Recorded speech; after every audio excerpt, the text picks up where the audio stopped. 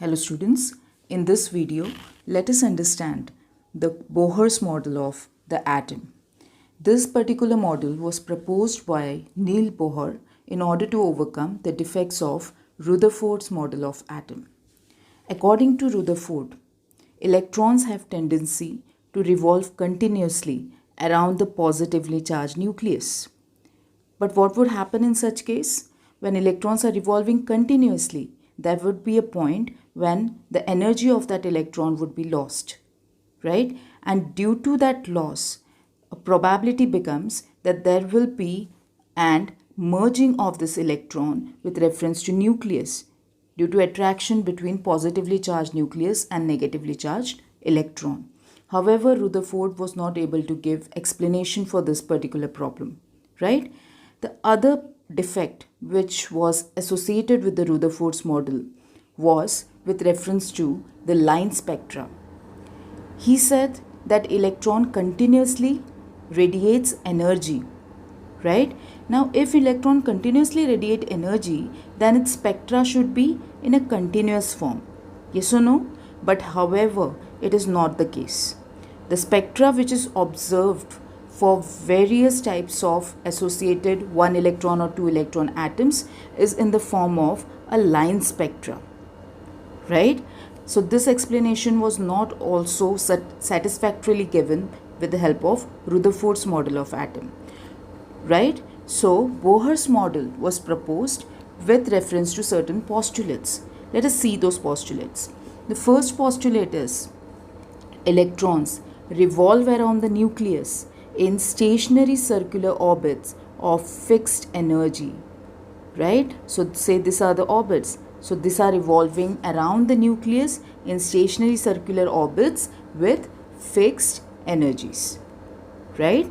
The second one is energy of an electron is quantized and angular momentum of an electron is an integral multiple of h upon 2 pi. See, let us try to understand this. When he proposed that electrons move in circular orbits of fixed energy, which he termed as energy levels or shells, he designated them with certain labels, right? So the first orbit was labeled as K, second orbit was labeled as N, third was labeled as M, fourth as N, and so on, right? It was also given that the number of electrons which can be accumulated within each orbit, you can find it out with the help of 2n raised to power 2, where n stands for the shell or the orbit in which you want to find out the number of electrons which can enter, right? So suppose I consider K shell, that means it is the first orbit, so it is 2 into 1 square. So how many electrons can be filled in K shell? 2. If I consider L shell, for L shell, L is equal to 2. That means 2 into 2 square. So that becomes 8. Okay. So ultimately, various number of electrons in different orbits can be found out. Right. So in K, it is 2. In the second orbit, 8 electrons can enter. In third orbit, 18 electrons can enter. In fourth orbit, 32 electrons can enter, and so on. As far as the quantization is concerned, when I say that the electrons revolve only in those orbits which have fixed values of energy, it directly means that electrons in an atom have to have certain discrete values of energy. Yes or no? So definitely, if orbits have fixed energy, electrons' energy will also be fixed. It will be definite. And it cannot have any value of its own. Okay, so that is the concept of energy of an electron is quantized. On the other side, if I consider the angular momentum of an electron in an atom, it should have also definite value of energy, right? Discrete value of energy. And the permissible values of angular momentum of an electron is given by the expression mvr is equal to nh upon 2 pi. Okay, so we can consider only the integral multiples of h upon 2 pi will be an allowed values in terms of angular momentum of an electron. I hope both the postulates are clear. Okay, so let us move to the next postulate.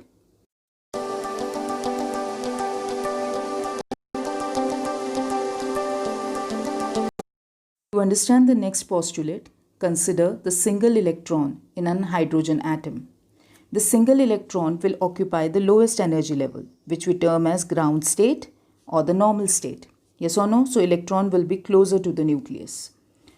However, if this particular atom has been heated, that is, we supply energy to this hydrogen atom, then the electron present in the first orbit will absorb certain amount of energy, an appropriate amount of energy, so that it can jump from the ground state to an higher state. This higher energy level states are termed as an excited states, right?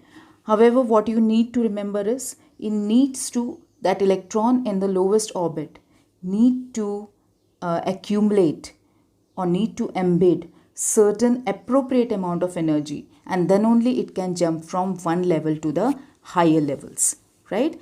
Now this energy can be either emitted or absorbed. So when energy is absorbed, electron jumps from a lower level to an higher level. When energy is emitted, electron will jump from an higher level to a lower energy level. Yes or no? That means we can say that the energy of the electron cannot change gradually and continuously, but it will change abruptly as the electron jumps from one level to the other levels. Yes or no? So that is the concept that energy levels are quantized, and so the difference in energy between any two levels would also be quantized, right? So the amount of energy emitted or absorbed can be given by the difference of energies of the two energy level concerns. So that is delta E is equal to E2 minus E1. Okay, so that is the important postulate of Bohr's model. That means, in other words, in simple words, we can say that for a change of electronic energy, the electron has to jump from one state to the other by accumulating that appropriate energy, but it cannot just flow from one energy level to the other energy level. Okay, after that, let us move ahead. To understand the importance of Bohr's theory, let us consider certain applications related to this theory. The first application is, it is utilized for calculating radius of the Bohr's orbit, right? So say for example, you have an electron with a mass m and charge E. Such an electron is revolving around the nucleus with a charge Ze. Okay, where Z is the atomic number and E is the electronic charge, with a linear velocity of v. And let r be the radius of the orbit in which electron revolves. So if this is an electron revolving around the nucleus, then this is the radius of the first orbit or the radius of the concerned orbit, right? Whose calculation you need to find out. So say that is r. So you need to calculate radius of the Bohr's orbit. That means we are calculating for the value of r, right? Now, if these are the concepts, then according to the Coulomb's law, what does Coulomb's law says? There would be an electrostatic force of attraction between the oppositely charged particles, right? So which are the opposite particles here? Moving electron and the nucleus. So that electrostatic force of attraction according to Coulomb's law can be given as this: F is equal to K into Z E square divided by R square. What is K here? K is a constant which has a fixed value as given here, 9 into 10 raised to power 9. And also we can say there is a centripetal force associated in such atoms. What is that centripetal force? It can be given as F is equal to mv square by r. Rather, we can say centripetal force is the force accumulated by the electron so that it can easily revolve within that particular orbit which has an quantized energy. Okay. Now, this electrostatic force which was given here will provide necessary centripetal force. Accordingly, we can equate both the equations and then we can say kZe square. Let me write it down. So I can say here kZe square by r square is equal to mv square upon r. So I am just simply equating both the centripetal force as well as electrostatic forces. So on rearranging this, I can have V square is equal to kZe square m by mr as given in the equation 1. Yes or no? After that, the next concept is with reference to the Bohr's postulate. One of the postulate of Bohr's model said that angular momentum is an integral multiple of h upon 2 pi. That is mvr is equal to nh upon 2 pi. That means on rearranging this again, I can say v is equal to nh upon 2 pi mr. What you're going to do next is you will square on both the sides. So you'll square here, you will square here. So on making it square on both the sides, you will get this equation number 2. So it becomes v square is equal to n square h square upon 4 pi square m square into r square. Right? So from this equation, what you're going to do next is you will get the value of r. So what will be the value of r? How you're going to get the value of r? You're going to equate both the equations. So this is also equation reference to v square. This is with reference to v square. We'll be taking both the equations 1 and 2. So taking both the equations 1 and 2, it becomes kZe square divided by mr is equal to n square h square divided by 4 pi square m square into r square. From here, your common terms would be cancelled out and you will get the value of r. That value of r will be according to this. So it will be coming in this way. That is n square h square upon 4 pi square into mz square. However, you can note here, I have not written k. Why I have not written k is because in CGS unit, the value of k comes to 1. So I have replaced that k with 1. Is it okay? So that is the final equation for calculating radius of an orbit. Okay, so suppose let us take an example for finding the radius of first orbit of an hydrogen atom. So what you need to know for it, the value of E, H, M, right, and definitely pi. This all terms are constant. So you'll just fill these values in this particular equation and the radius of first orbit of hydrogen atom comes to 0.529 angstroms, or in terms of meter I can say it is 0.529 into 10 raised to minus 10 meter. Is it okay? So I hope the first postulate is clear to you. Let us move to the next postulate. I'm sorry, this is not a postulate, it is an application of Bohr's theory. So let us move to the next application.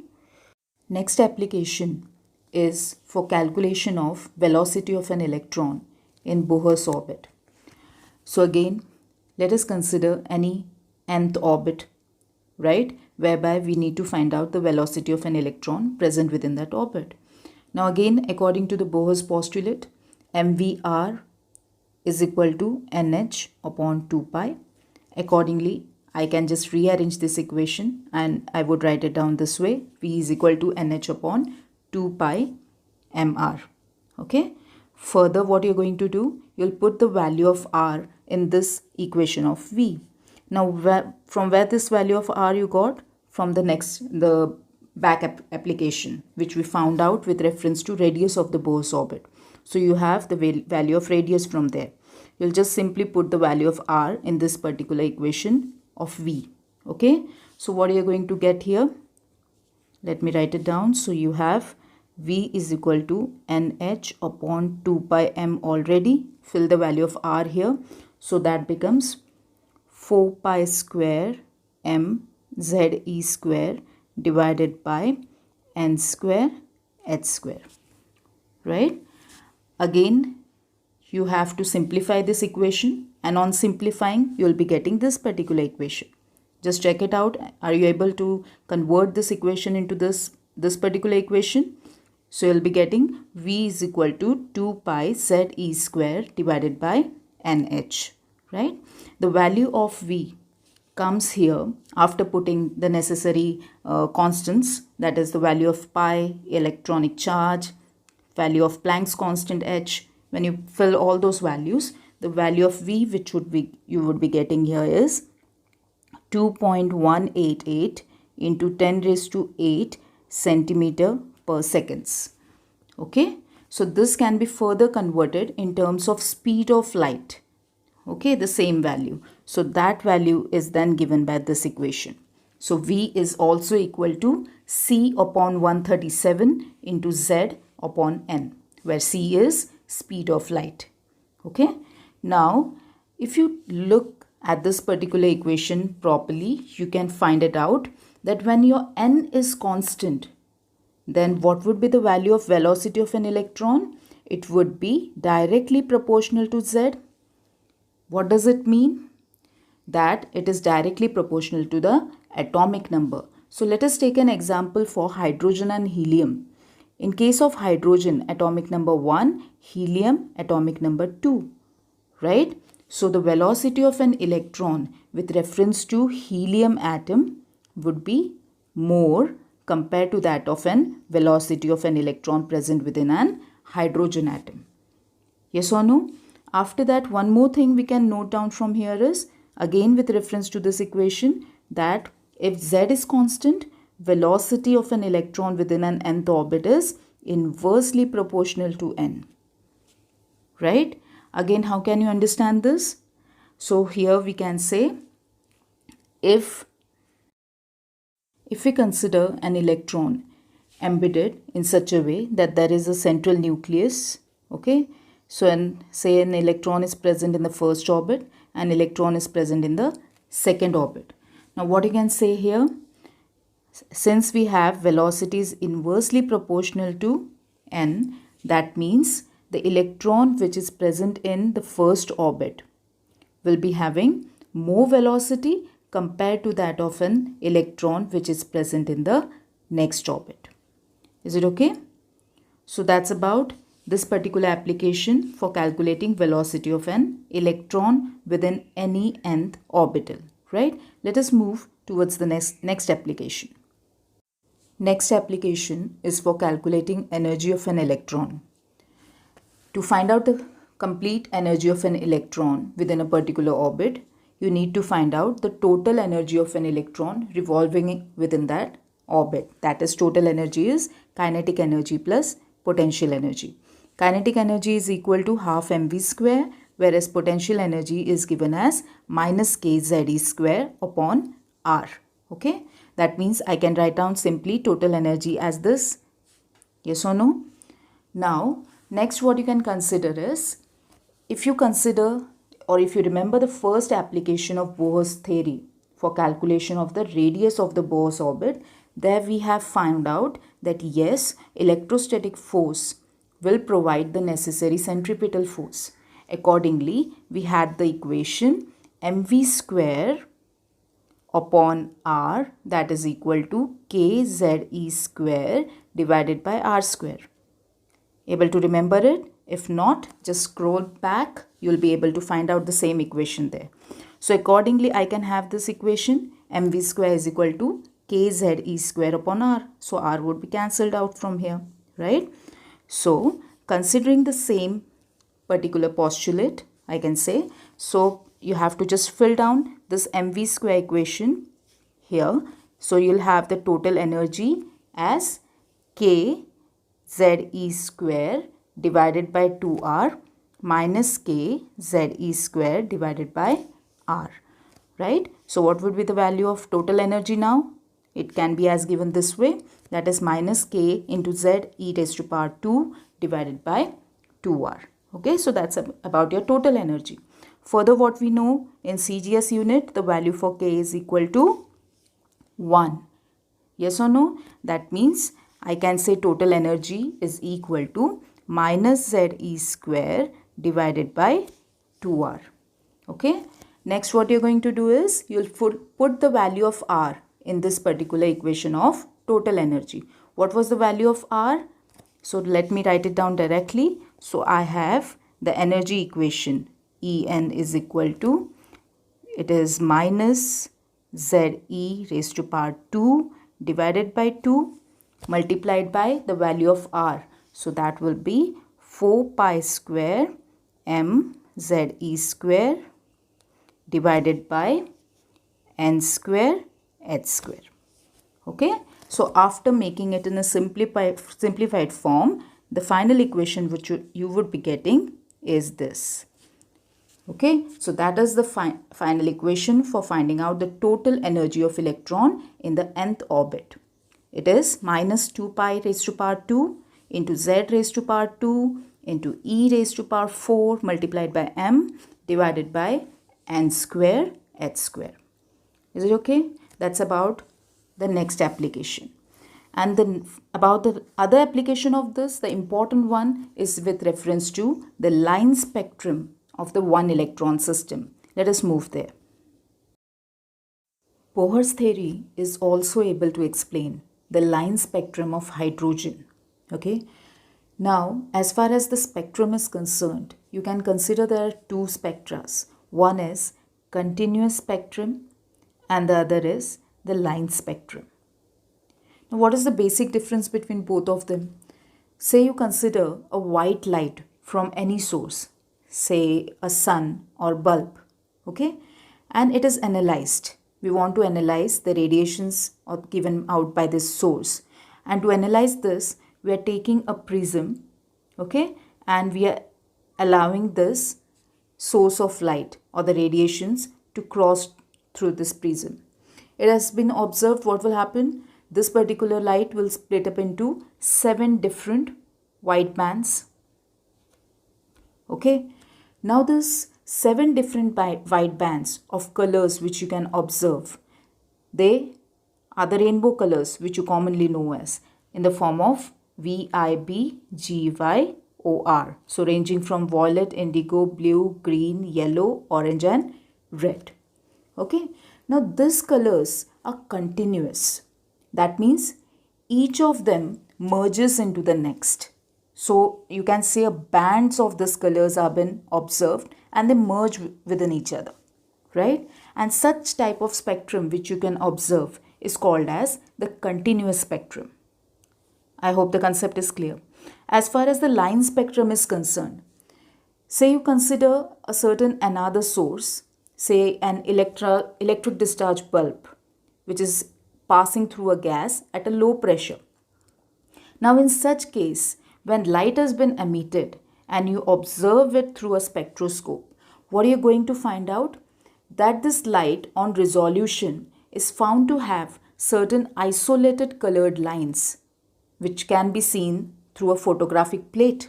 And these isolated colored lines are separated by dark spaces. Say for example, this is violet light within a band. This would be separated by certain dark space. So there wouldn't be any type of merging here. And at a certain distance, there would be certain other light of different color, different wavelength, different frequency. Okay. Such type of spectrum which is observed with reference to a particular source, that is called as an line spectrum. Is it right?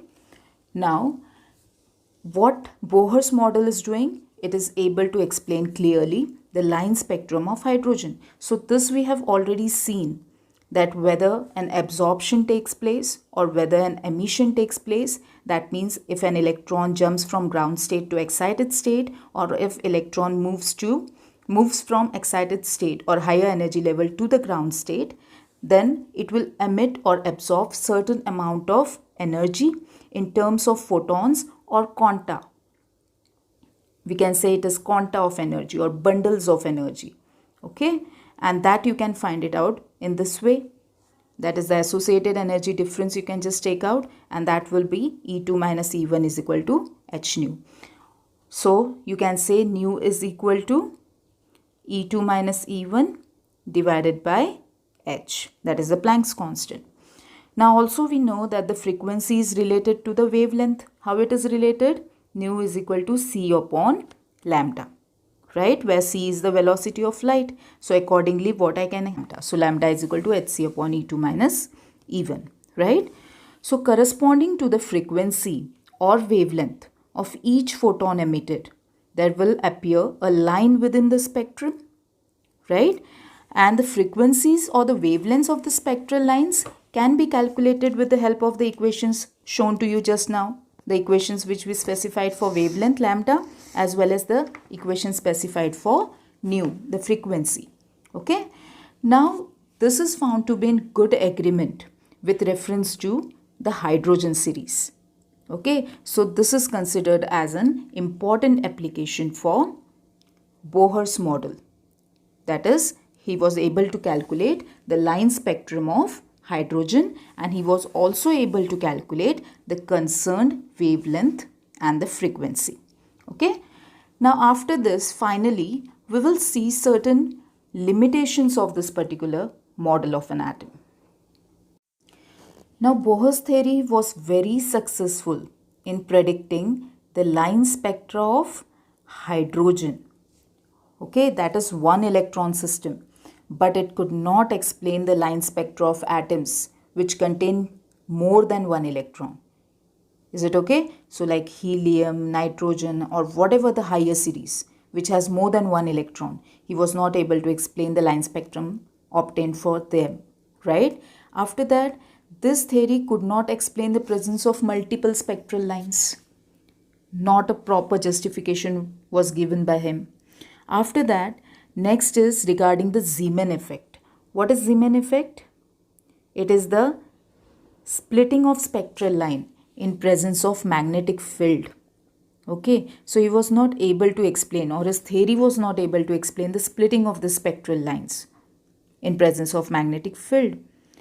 Then he was not even able, or his theory was not even able to explain the de Broglie's concept. What was the de Broglie concept? He gave the concept of dual nature of matter. That is, a matter can behave as a particle, it can also behave as a wave. However, this particular concept was not justifiable through Bohr's model, right? He was not even able to explain the uncertainty principle.